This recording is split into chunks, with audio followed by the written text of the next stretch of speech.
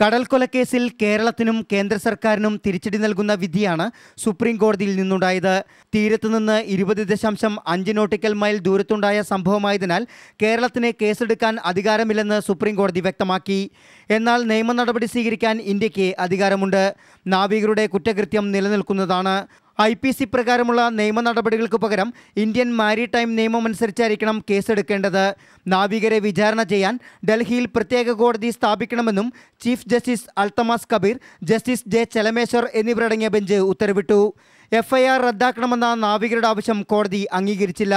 എന്നാൽ നാവികർക്ക് ജാമ്യത്തിൽ ഇളവ് അനുവദിച്ചു. കേരളത്തിൽ നിന്നും ഡൽഹിയിലേക്ക് ഇവരെ മാറ്റാനാണ് അനുമതി. വിചാരണ കോടതിയിലുള്ള പാസ്പോർട്ടുകൾ ആഭ്യന്തര മന്ത്രാലയത്തിന് കൈമാറണം.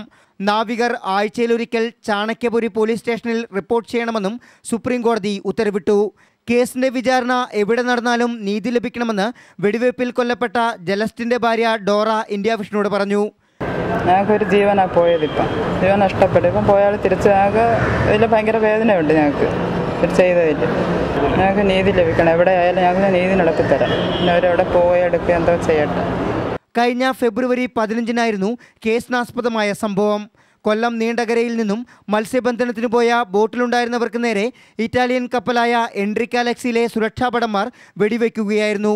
ജലസ്റ്റിനു പുറമെ എരുമത്തറ സ്വദേശി അജീഷ് പിങ്കുവും വെടിവെപ്പിൽ മരിച്ചു. കൊല്ലം ബ്യൂറോയ്ക്കൊപ്പം രാജേഷ് കോയിക്കൽ, ന്യൂഡൽഹി, ഇന്ത്യ വിഷൻ.